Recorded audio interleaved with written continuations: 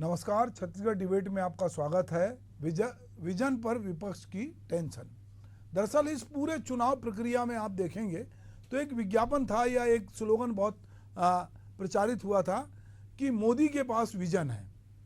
दरअसल मोदी जी को एक विजनरी नेता के रूप में प्रस्तुत किया गया और उन्होंने भी कहा कि 2047 तक हम विकसित भारत बनाएंगे और एक विजन डॉक्यूमेंट की बात वो लगातार करते रहे। तो बीजेपी ने इसको विजन को जो है एक स्लोगन की तरह इस्तेमाल किया और उन्होंने कहा कि मोदी के पास विजन है। इसका मतलब ये था कि अगर हम अपने पूरे अमृतकाल की पूरी यात्रा में देखें, 75 साल की यात्रा में, तो विजनरी नेता बहुत सारे थे।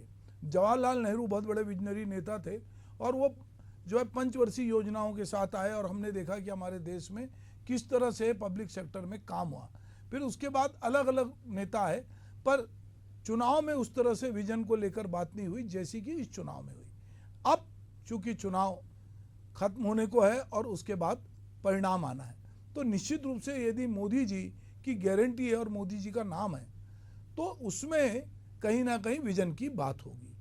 तो छत्तीसगढ़ में जो है विजन को लेकर, जो उसको नई गति देने को लेकर जो कवायद तेज हुई है, उसको लेकर जो है एक डिबेट शुरू हो गया है। केंद्र की मोदी सरकार ने विकसित भारत 2047 के तर्ज पर छत्तीसगढ़ की सरकार ने विजन डॉक्यूमेंट 2047 पर काम करना शुरू किया है। इसे लेकर राज्य नीति आयोग द्वारा जो है 2 बैठकें भी की जा चुकी है। आचार संहिता खत्म होने के बाद मुख्यमंत्री विष्णुदेव साय विभागों की बैठक लेके इसे मूर्त रूप देते नजर आएंगे। वहीं भाजपा के इस विजन पर विपक्ष की टेंशन बढ़ गई है। कांग्रेस का कहना है कि वर्तमान का विजन पहले बनाएं, फिर 2047 की बात करें। देखिए इस पर हमारी एक खास रिपोर्ट।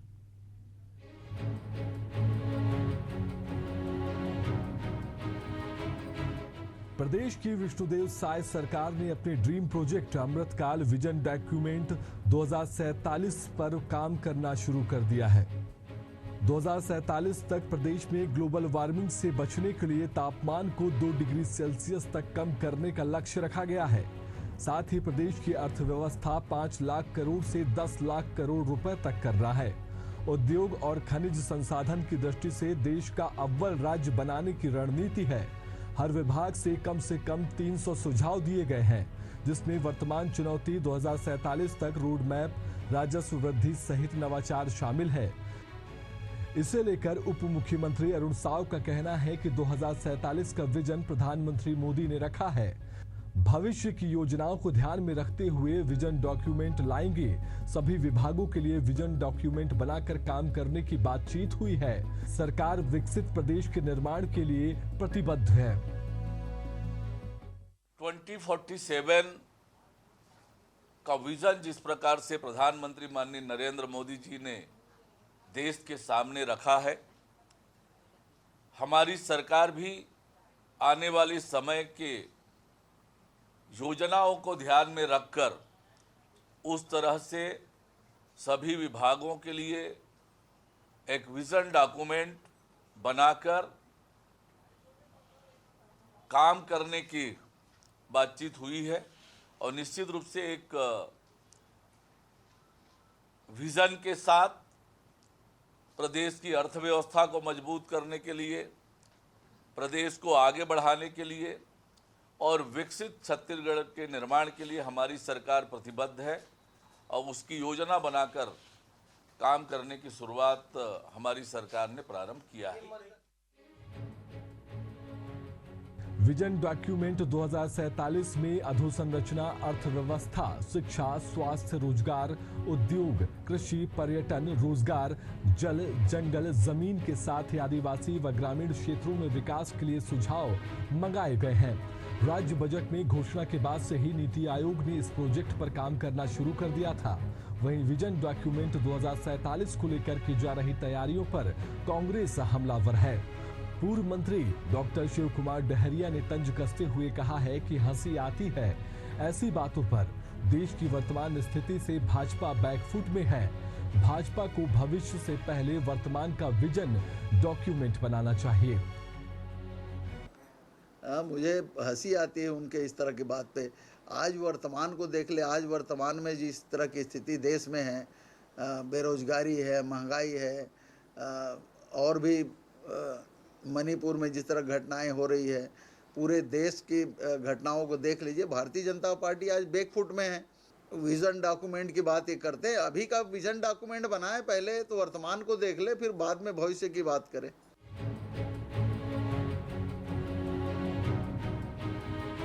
छत्तीसगढ़ देश की आजादी के 100 साल पूरे होने के समय 2047 में कैसा हो, इसे लेकर प्रदेश में चर्चाएं हो रही हैं। विजन डॉक्यूमेंट 2047 पर सरकार काम भी कर रही है। सभी विभागों से सुझाव भी मांगे जा रहे हैं ताकि छत्तीसगढ़ को विकास की एक नई गति दी जा सके। हालांकि विकास पर सियासत हमेशा देखने को मिली है। अब देखना होगा कि सरकार के इस विजन पर छत्तीसगढ़ का कितना विकास हो पाता है। एशियन न्यूज के लिए शशिकांत साहू।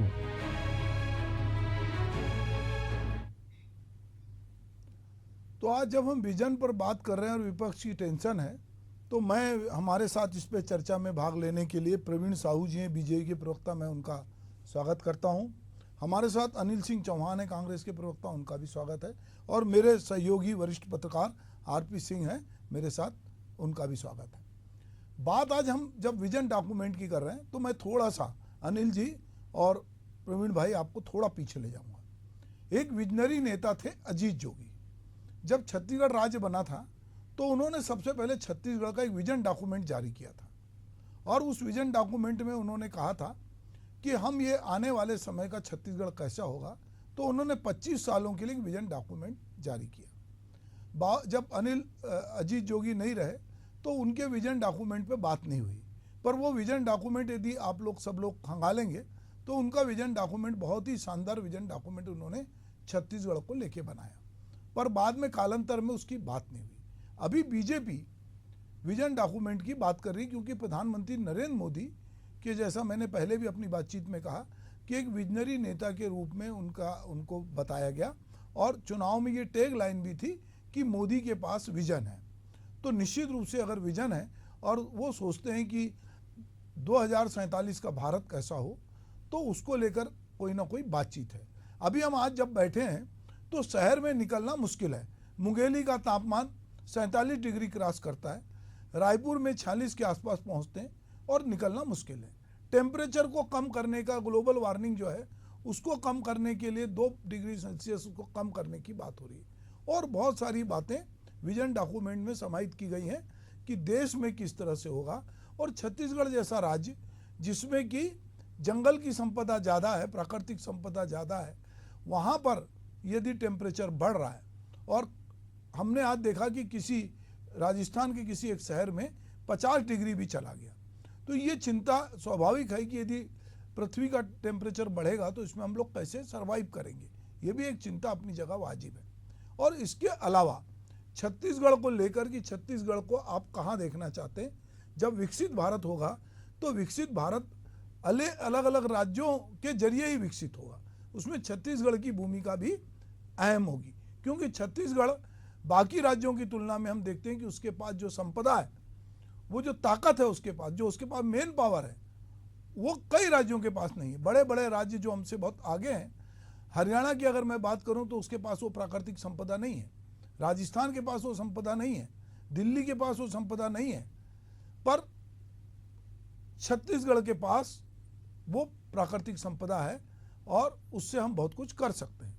तो ये जो विजन डॉक्यूमेंट है प्रवीण जी, ये किस तरह का आप छत्तीसगढ़ देखना चाहते हैं। और जब ये विजन डॉक्यूमेंट आप बनाएंगे तो कोई भी चीज़, हम इतिहास से सबक लेते हैं, इतिहास से बहुत सारी चीज़ें हम सीखते हैं, वर्तमान में जो कुछ चल रहा है उसको भी हम नज़र रखते हैं कि भाई हम अगर आज रायपुर में हैं तो यदि हमने नई राजधानी बनाई तो हमने इसलिए बनाई कि हमको लगा कि रायपुर का इंफ्रास्ट्रक्चर उतना बड़ा नहीं है कि हम उसमें अपनी गाड़ी चला सकें। पर नया रायपुर बनते बनते आप देखिए कि वो इतने साल हो गए और अभी भी वहाँ बसाहट नहीं हुई। बन तो गया, पर अब लोग वहाँ जिनके पास गाड़ी घोड़े हैं या जिनको सरकारी बस उपलब्ध है, वो कर्मचारी जाते रहते यहाँ हैं। तो हमारा विजन कैसा होगा? क्या हमारा विजन निर्माण को लेके होगा? हमारा विजन ठेकेदारों को मदद करने का होगा?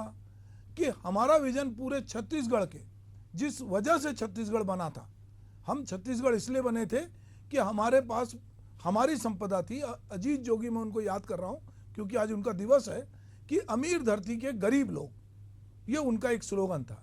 तो ये जो गरीब लोग हैं अमीर धरती के, इनको सबको ध्यान में रखकर योजना आयोग के साथ, नीति आयोग के साथ मिलकर जो विजन डॉक्यूमेंट तैयार किया जा रहा है, उनमें किन चीज़ों को प्रवीण जी प्राथमिकता होगी?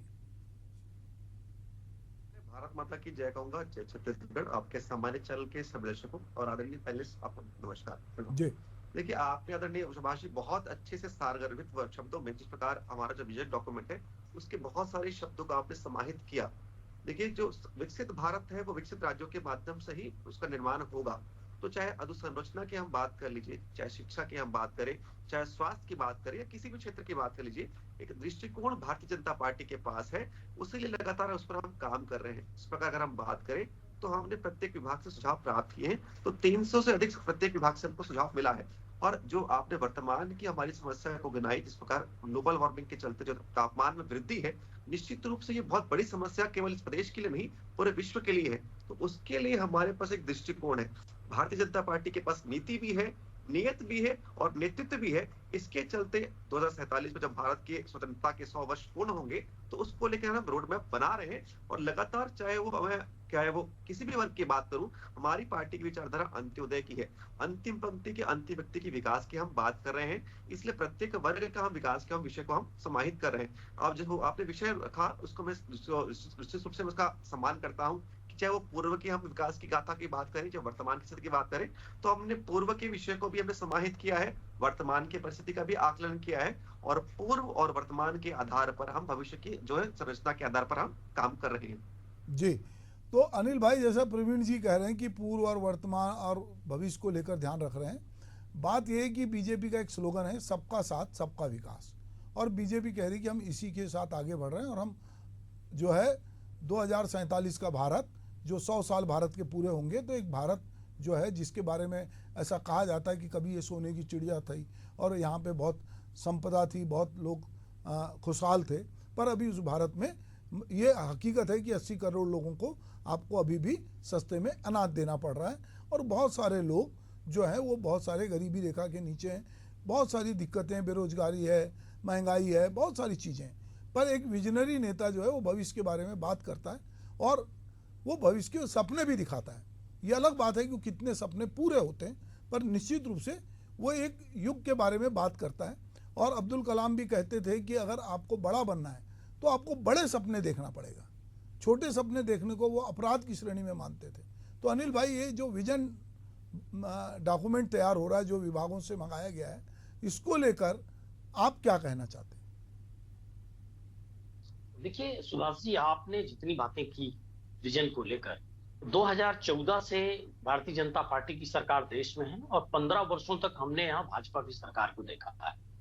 जो विजन होता है आजादी के बाद से, आजादी के पहले से बल्कि कह लीजिए, पंडित नेहरू और तत्कालीन जितने नेता थे, उन्होंने एक लोकतांत्रिक राष्ट्र की जो संकल्पना की थी और एक समृद्ध राष्ट्र की जो संकल्पना की थी, एक बहुलता में एकता वाले जिस राष्ट्र की संकल्पना की थी, उस दिशा में देश बढ़ा। अब आपके विद्वान दर्शकों को और आप जैसे वरिष्ठ पत्रकारों को, विद्वानों को यह समीक्षा करने की जरूरत है कि 2014 तक हम किस रफ्तार से चले, चाहे वो सामाजिक मामला हो, आर्थिक मामला हो, लोकतांत्रिक मामला हो, भौगोलिक मामला हो, और 2014 से अभी जो 24 आया, इन 10 वर्षों में क्या मुंगेरी लाल के हसीन सपने और गंभीर कई वजनी शब्दों बस का इस्तेमाल हुआ या ठोस कदम भी उठाए गए।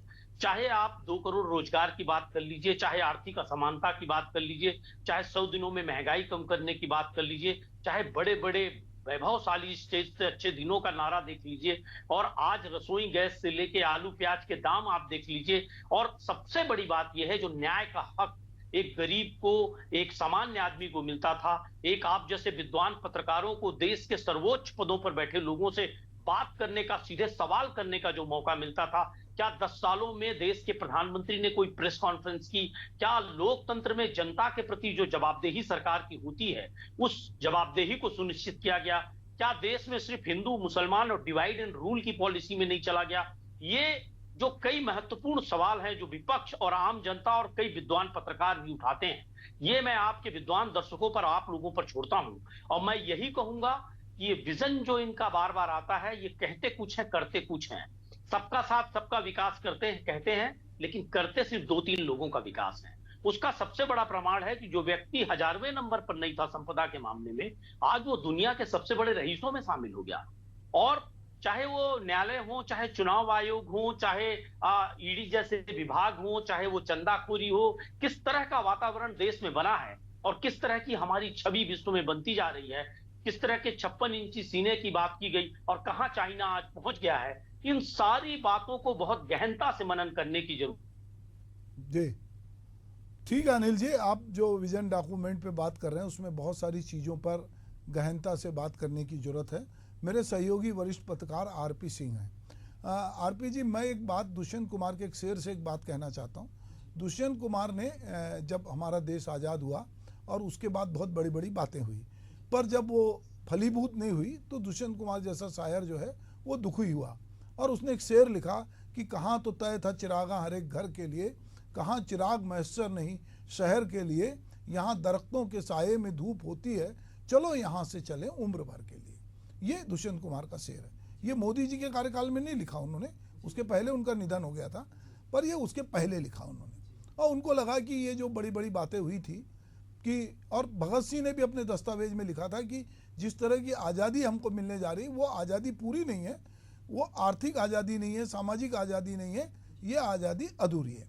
अब ये बात हो रही कि विजन डॉक्यूमेंट की, जिसमें अभी कांग्रेस के प्रवक्ता अनिल सिंह चौहान ने कुछ अभिव्यक्ति के खतरे की बात की, कुछ खास लोगों के तरक्की की बात की, उन्होंने बेरोजगारी गिनाया, भ्रष्टाचार गिनाया, पर इन सब के बावजूद स्वास्थ्य, शिक्षा, इंफ्रास्ट्रक्चर और ग्लोबल वार्मिंग जैसे बड़ा एक बृहत क्षेत्र है जिसमें कि विजन डॉक्यूमेंट में इनको शामिल करने की बात हो रही है। इसको आप किस तरह से देखते हैं? सर, सबसे बड़ी चीज़ तो ये है कि विजन डॉक्यूमेंट जो इन्होंने तैयार किया है, इसकी शुरुआत इन्होंने अपने घोषणा पत्र से की, जैसा आप पहले भी बता चुके हैं, वहाँ जाने की ज़रूरत नहीं है। विजन डॉक्यूमेंट अच्छी चीज़ है बशर्ते उस पर कायदे से अमल किया जाए। यहाँ देखा यह जा रहा है कि अमल की बिल्कुल कमी है। मैं थोड़ा सा 2 साल पीछे आपको ले चलना चाहूँगा। लाल किले की प्राचीर से प्रधानमंत्री ने कहा था कि 500 वंदे भारत ट्रेनें हम चलाएंगे जो हाई स्पीड ट्रेन होगी। आज नतीजा आपके सामने है, मात्र 82 ट्रेनें अभी तक चल रही हैं। वहीं ये विजन 2047 की बात करते हैं तो इनका कहना है कि हम 4500 वंदे भारत ट्रेनें और अमृत भारत की 1000 ट्रेनें चलाएंगे, जिनकी रफ्तार तकरीबन 250 किलोमीटर प्रति घंटा होगी। रेलवे में परिवर्तन हुआ है और यह भी मान लेना बुराई नहीं है कि परिवर्तन एक दिन में या एक घंटे में नहीं आता है। परिवर्तन के लिए समय लगता है, परिवर्तन के लिए परिस्थितियां अनुकूल होनी चाहिए। जो काम करता है असल में वही समझता है कि उसके सामने कौन कौन सी दिक्कतें आएंगी। आपने सर देखा होगा कि क्रिकेट में बड़ी अच्छी चीज़ आप देखे होंगे कि क्रिकेट खेलने वाले से ज़्यादा ज्ञान स्टेडियम में बैठे हुए लोग करते हैं, जबकि ऐसा नहीं होना चाहिए। एक गेंद अगर जिसके बगल से गुजरती है रफ्तार से तो उसकी धड़कनें बढ़ जाया करती हैं। विजन 2047 भारत को लेकर, विकसित भारत को लेकर देखा गया एक बहुत अच्छा सपना है।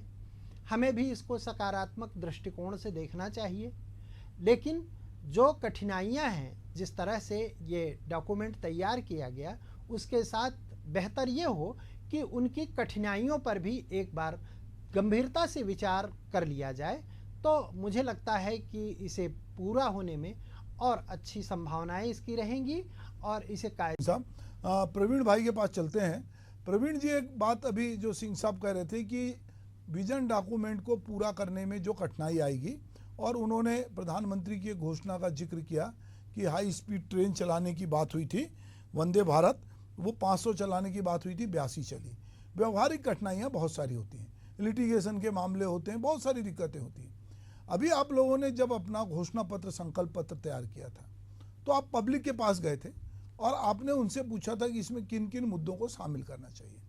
अभी जो नीति आयोग है, ये जो विजन डॉक्यूमेंट तैयार कर रहा है और आप विभागों से पूछ रहे हो, अगर इसमें पब्लिक को भी जोड़ा जाए और कहा जाए कि भाई हम इस राज्य का एक विजन डॉक्यूमेंट बनाते हैं, आप अपने राज्य को किस तरह से देखना चाहते हैं, और उसमें आपको क्या क्या कठिनाई महसूस होती है, आप कहाँ पर अपने राज्य को ले जाना चाहते हैं।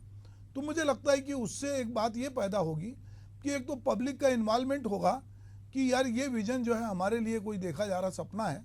सपना कौन देख रहा है? दूसरों के लिए। और जैसे ही वो स्वप्न दृष्टा गायब होता है, अजीत जोगी दृश्य से गायब होता है, तो वो फिर गायब हो जाता है। उसकी बात ना बीजेपी करती है ना उसके बाद कांग्रेस करती है। और वो विजन डॉक्यूमेंट कहाँ गया मेरे जैसे लोगों को मालूम है, क्योंकि मैं उस प्रक्रिया में कहीं था। तो फिर वो गायब हो जाता है। पर यदि पब्लिक को इन्वॉल्व करते हो तो पब्लिक जैसे चुनाव के बाद आपसे पूछती है कि बताइए अब आपके संकल्प पत्र का क्या हुआ, आपके घोषणा पत्र का क्या हुआ, ये घोषणा तो आपने पूरी नहीं की। तो मुझे लगता है कि ये विजन डॉक्यूमेंट आइडिया तो बहुत अच्छा है, कंसेप्ट अच्छा है, सोचने के लिए भी अच्छा है, पर अगर इसमें जब तक पब्लिक का इन्वॉल्वमेंट नहीं होगा तो जैसा हमारे सहयोगी कह रहे थे कि जो व्यवहारिक कठिनाई है, आप जो बोलते हैं, हम ये मानते हैं कि लाल किले की प्राचीर से जब प्रधानमंत्री बोलते हैं तो लोग उस पर भरोसा करते हैं। फिर अगर वो अफसर लोग लिख के दे देंगे नहीं सर खुश करने के लिए कि हम 500 ट्रेन चला देंगे, हम गरीबी हटा देंगे, नारा दिया गया कांग्रेस के समय गरीबी हटाओ, गरीबी हटा देंगे, फिर बाद में वो नारे की विश्वसनीयता खत्म होती है।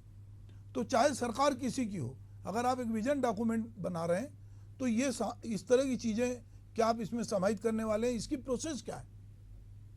देखिए, सबसे पहले आदरणीय सिंह जी के व्यक्तित्व का मैं निश्चित रूप से समर्थन करता हूं कि जो धरातल पर काम हुआ उस व्यक्ति को मालूम है कि कहां कहां पर परेशानियां होती हैं, तो निश्चित रूप से उनके व्यक्तित्व की प्रशंसा करता हूं। साथ ही आपका जो विषय है, निश्चित रूप से जो जनता का विषय जो सुझाव आएगा उसको भी हम आने वाले समय में उसको हम समाहित करेंगे। ये हमारा पहला स्टेप है। इस प्रकार अगर हम विजन डॉक्यूमेंट की हम बात करें तो प्रारंभिक तौर पर नीति आयोग अभी वर्तमान में इस पर काम कर रहा है, विभागों से हम सुझाव प्राप्त कर रहे हैं और आने वाले समय में हम जनता के बीच भी लेकर जाएंगे, क्योंकि जनता जानती है कि भारतीय जनता पार्टी विकास की हम बात करते हैं। और देखिए, हमारी पार्टी की एक लाइन है कि तेरा वैभव अमर रहे मां, हम दिन चार रहे ना रहे। देखिए, 47 तक हमारी सत्ता रहे ना रहे हमको कोई फर्क नहीं पड़ता, हम चाहते हैं कि हमारा राष्ट्र विकसित राष्ट्र बने। देखिए, सत्ता आती और जाती है, लेकिन सत्ता को भारतीय जनता पार्टी सेवा का माध्यम समझती है। इसलिए जिस प्रकार मैंने अपने वक्त तो पहले ही कहा कि हम पूर्व के विजन डॉक्यूमेंट को भी हम चर्चा कर रहे हैं, वर्तमान के जो विजन डॉक्यूमेंट है उसको भी हम चर्चा कर रहे हैं और दोनों को आधार बनाकर हम भविष्य की तैयारी कर रहे हैं। लेकिन मेरे कांग्रेसी मित्र केवल आरोप और प्रत्यारोप लगा रहे हैं। मुझे ये बिल्कुल राजनीति से परे विषय लगता है। हम जब विकसित भारत की बात करते हैं तो दलगत राजनीति से ऊपर उठकर हमको काम करना चाहिए। देखिए, भारत में बहुत सारी समस्याएं हो सकती है, लेकिन जब तक इसको हम मिलकर नहीं लड़ेंगे सारी समस्याओं का निराकरण नहीं हो सकता। देखिए, आज आदरणीय डहरिया जिस पर आरोप लगा रहे हैं वही डहरिया जी हैं जो अपने बंगले से एसी तक चुरा लेते हैं जब वो सत्ता से बाहर होते हैं, और उन पर आरोप लगता है कि आपने जमीन हथियाया था और सामुदायिक भवन को आपने किसके नाम पर बेजा कब्जा किया था। तो जनता जानती है इस विषय को लेकर। मैं इस विषय को आज के डिबेट में लाना नहीं चाह रहा था, क्योंकि मैं जानता हूं कि विजन डॉक्यूमेंट एक बड़ा दृष्टिकोण वाला विषय है। चाहे प्रदेश की बात करूं चाहे देश की बात करूं, प्रदेश की मैं बात करूं तो हम अपनी अर्थव्यवस्था को जो है 5 लाख करोड़ से बढ़ाकर दुगुना करना चाहते हैं। 10 लाख करोड़ की हम बात करें, हम शिक्षा में अव्वल होना चाहते हैं, स्वास्थ्य में अव्वल होना चाहते हैं। और आदरणीय मिश्रा जी, आपने बहुत अच्छा विषय जनता के समक्ष रखा कि हम खनिज में बहुत ही संपन्न है। जिस प्रकार दिल्ली और हरियाणा में ये भौतिक संपदा उपलब्ध नहीं है, तो इसके जो हम ईश्वर पर हम धन्यवाद करेंगे। और चाहे खनिज हो चाहे उद्योग में हो, आने वाले वर्षों में राज्य अव्वल हो, इसके लिए जनता का भी सुझाव हम निश्चित रूप से आने वाले समय पर हम काम करेंगे। लेकिन मैं कहना चाहता हूं कि देखिए, भारतीय जनता पार्टी की नीति है कि चले निरंतर चिंतन मंथन, चले निरंतर अथक प्रयास, भारत के गौरव को अर्पित अपने जीवन की हर श्वास। तो ये हमारे पार्टी में चिंतन और मंथन लगातार चलता है और इसमें हम अनेक वर्गों को भी सम्मिलित करते हैं। और विजन डॉक्यूमेंट में आने वाले समय में हम आपसे प्रबुद्ध व्यक्तियों को भी, चाहे वो पत्रकार हो चाहे वो आम जनता हो चाहे जितने भी प्रबुद्ध वर्ग है, सबको हम समाहित करेंगे और उनके महत्वपूर्ण सुझावों को भी हम इसमें समाहित करेंगे। ठीक है, मैं अनिल जी के पास चलता हूँ। अनिल जी, जब भाजपा कहती है कि हम विजन डॉक्यूमेंट 2047 बना रहे हैं, तो एक प्रकार से भाजपा जैसे कुछ चीज़ें गढ़ती है कि अब के बार 400 पार, हर बूथ पे 370। तो जब भाजपा ये कहती है कि हम 2047 का एक विजन डॉक्यूमेंट बना रहे हैं, तो ये जनता में एक प्रकार से ये एक साइकोलॉजिकल खेल भी है कि जनता में आप एक मैसेज भी देते हो कि देखिए हम अभी कहीं नहीं जा रहे हैं, हम जो है 2047 तक हम बने भी रहेंगे। दूसरा, हम कांग्रेस मुक्त भारत भी करके बताएंगे। दलगत राजनीति से ऊपर उठ के की बात हो रही है, तो कह रहे हैं कि कांग्रेस कहीं दिखेगी भी नहीं। और 2047 का सपना हम देख रहे हैं, हमारे सपने बड़े हैं। आप हमको 2029 में मत जोड़ो, आज में मत जोड़ो, हम बहुत आगे की गति पकड़े हैं। तो कहीं ना कहीं इससे कांग्रेस का मनोबल तो नहीं टूटता है? देखिए सुभाष जी, आपने 2-3 शेर सुनाए और आपने कहा था कि ये शेर उस समय लिखे गए जब भाजपा की सरकार नहीं थी, लेकिन उस समय के सत्ताधारी लोगों में उस शेर सुनने का साहस था। हाँ बिल्कुल था फर्क वही आया है जी। अब वो धैर्य कहाँ चला गया? जब नागार्जुन, नेहरू और इंदिरा के सामने वो शेर पढ़ते थे और नेहरू की आलोचना करते थे तो नेहरू उनकी पीठ थपथपाते थे। जब रामधारी सिंह दिनकर जैसा कवि सत्ता की आलोचना करता था तो उस समय उनकी हौसला अफजाई की जाती थी। जब इंदिरा जी के समय में यह आह्वान किया गया था कि विपक्ष के दलों को भी चंदा दिया जाए ताकि प्लेइंग लेवल हो लोकतंत्र में, आज हम कहां खड़े हैं? आज अगर सुभाष मिश्रा जी 3 न्यूज चला दें सरकार के खिलाफ तो अगले दिन उनके यहां हो सकता है आईटी का छापा पड़ जाए। क्या ऐसे इस तरह से विजन 47 पाया जाएगा? आपने बहुत अच्छा शब्द कहा अभी आपने कि एक माइंड गेम खेल रही है भारतीय जनता पार्टी। इनका लक्ष्य 15-20 लोगों को और रईस बनाना है, अरबपति बनाना है, गरीबों को और गरीब बनाना है, देश की संपदा को लूटना है। और ईस्ट इंडिया कंपनी का कॉन्सेप्ट की डिवाइड एंड रूल, आपने कहीं पूरे चुनावी भाषण में देश के प्रधानमंत्री को 10 साल के कार्य की उपलब्धियां बताते सुना? नहीं। भ्रष्टाचारियों का पूरा जमावड़ा लगा दिया ईडी आईटी के माध्यम से ब्लैकमेलिंग और भयादोहन करके आपने। जिन पर आरोप थे उनको जेल भेजने का डर, किसी के पिता और भाई पर आरोप लगाकर उसको धमकाकर अपने दल में शामिल करना। कांग्रेस मुक्त, राकपा मुक्त और तृणमूल मुक्त और आप मुक्त, ये कौन सा मुक्त है? लोकतंत्र में विचारों को पल्लवित होना चाहिए सुभाष जी, ऐसा मेरा मानना है, और अलग अलग विचारों का संपोषण होना चाहिए और जो उचित विचार रहेगा उसको जनता चुनकर लाएगी। आप अगर विपक्ष को समाप्त करने की बात करते हैं तो आप लोकतंत्र के हिमायती नहीं। अगर आप एक भी सार्वजनिक उपक्रम बनाए बिना सभी उपक्रमों को बेचने की बात करते हैं, वो भी उसमें इस तरह के नियम बनाते हैं जो ऐसा स्पष्ट प्रतीत होता है कि आप कुछ पूंजीपतियों के इशारे पे वो नियम बना रहे हैं कि कैसे इन सार्वजनिक उपक्रमों को इन्हीं की गोद में सौंपना है। इस तरह से विजन कोई हासिल नहीं कर सकता है। जब देश का एक आम आदमी सवाल पूछ सके सत्ता से, तब विजन, अच्छा विजन या सकारात्मक विजन की ओर हम बढ़ सकते हैं। क्योंकि जब आप सुझावों को आम लोगों से मंगाएंगे तब होगा। आप कृषि नीति बनाते हैं, उसमें किसानों का कोई रोल नहीं, बाद में 700 से 800 किसान मारे जाते हैं, आप कृषि नीति वापस लेते हैं। आप चंद उद्योगपति के लिए वो टेंडर एग्रीकल्चर की बात करने लगते हैं। ये जो खेल है पूरी तरह से भारतीय जनता पार्टी का, जब चुनाव आए तो हिंदू मुसलमान करिए, आप विकास की बात मत करिए, विजन की बात मत करिए, हवाई सपने दिखाना, एक माइंड गेम खेलना, ये भारतीय जनता पार्टी की नियत है। कभी भी ये जो कहते हैं वो करते तो बिल्कुल नहीं है। इनके शब्दों में सिर्फ बनावटीपन है, बड़ी बड़ी लच्छेदार भाषा है, लेकिन आप अगर इस तक देखें, इनका काम देखें। और सबसे बड़ी बात जो मैंने कहा कि देश की आजादी के बाद से जब पंडित नेहरू ने इस देश की कमान संभाली तो उस समय के दुनिया के बड़े शक्तिशाली राष्ट्रों ने भारत को अपने पक्ष में करना चाहा, लेकिन हम गुट निरपेक्ष आंदोलन के प्रणेता बने। हमने विश्व में एक जो संघर्ष चल रहा था उसको समाप्त करने के लिए हिंदुस्तान अगुआ बन गया उस समय। अनिल भाई, आज आप देखिए, मैं आपको थोड़ा रोकूंगा, अपना समय हो रहा है। आज भी जो है मोदी जी और पूरी भाजपा जो है वो विश्व गुरु बनने के लिए और विश्व का केंद्र बनने के लिए, भारत को एक महाशक्ति बनाने के लिए, जीडीपी में अपने को आगे बताने लाने के लिए बहुत सारे उपक्रम कर रहे हैं और ये कह रहे हैं कि हम एक बड़ी ताकत के रूप में उभर रहे हैं। ये तो आने वाला समय बताएगा कि वो ताकत वास्तविक है या कहीं ना कहीं इसमें बातें ही बातें हैं। प्रवीण जी, मैं बहुत संक्षेप में 2 लाइन में, क्योंकि मुझे अपना डिबेट भी खत्म करना है, मैं चाहूंगा कि आप अपनी समापन लाइन बोलें। देखिए, मैं वही कहना चाहता हूं कि हमारे कांग्रेस के मित्र केवल ओछी राजनीति करते हैं। इस प्रकार आज के आपके डिबेट का विषय था विजन डॉक्यूमेंट। हमारे कांग्रेस के मित्र अपना सुझाव नहीं देंगे, ना ही अपनी भूमिका को बताएंगे, केवल आरोप और प्रत्यारोप लगाते रहेंगे, क्योंकि आपके पास केवल दलगत राजनीति बची है, लोगों के हित में कोई काम करना नहीं है। हमारी राजनीति सबके लिए है, क्योंकि हमारा जो टैगलाइन है सबका साथ सबका विकास की हम बात कर रहे हैं। अगर तापमान के वृद्धि को हम रोक कर 2 डिग्री कम करना चाह रहे हैं तो केवल भाजपा के व्यक्ति के लिए नहीं करना चाह रहे या कांग्रेस के व्यक्ति के लिए नहीं करना चाह रहे, सभी के लिए हम काम करना चाह रहे हैं। चाहे शिक्षा के क्षेत्र की हम बात करें, चाहे स्वास्थ्य की हम बात करें, प्रत्येक वर्ग की हम विकास की हम बात करते हैं और धरातल पर काम करते हैं। ये पूछ नहीं 10 साल में हमने क्या किया। हमने 7 नए IIT का निर्माण किया, 7 नए IIM का निर्माण किया। मैं शिक्षा के साथ, चलो मैं क्या कह रहा हूँ अनिल भाई, प्रवीण भाई, मैं कह रहा हूँ ये तो हम लोग बहुत उपलब्धि गिना सकते हैं, अभी चूंकि हम 2047 के विजन डॉक्यूमेंट की बात कर रहे हैं, जिसमें ना जाने कितने IIT बनेंगे, कितने मेडिकल बनेंगे, कितनी ट्रेनें चलेंगी, बहुत सारी चीज़ें, बहुत सारे सपने होंगे जिसको हम बुनना चाहते हैं, जिसको पर वर्तमान में क्या हो रहा है इसकी भी बात हो रही है। मैं आप अपनी बात आज के डिबेट को इस तरह से ख़त्म करना चाहता हूँ। ताज भोपाल का एक शेर है कि मैं चाहता हूँ कि निजाम कोहन बदल डालूँ, मैं चाहता हूँ कि निजाम कोहन बदल डालूँ, फ़कत ये मेरे बस की बात नहीं। उठो मेरे देश के आम इंसानों, ये हजारों के बस की बात है, 2-4-10 की बात नहीं। तो यदि हम वाकई में 100 साल का भारत बनाना चाहते हैं तो इसमें हजारों के बस की बात है। इसमें सारे लोगों की राय शुमारी होना चाहिए, जो कमियां है उसको दूर करना चाहिए।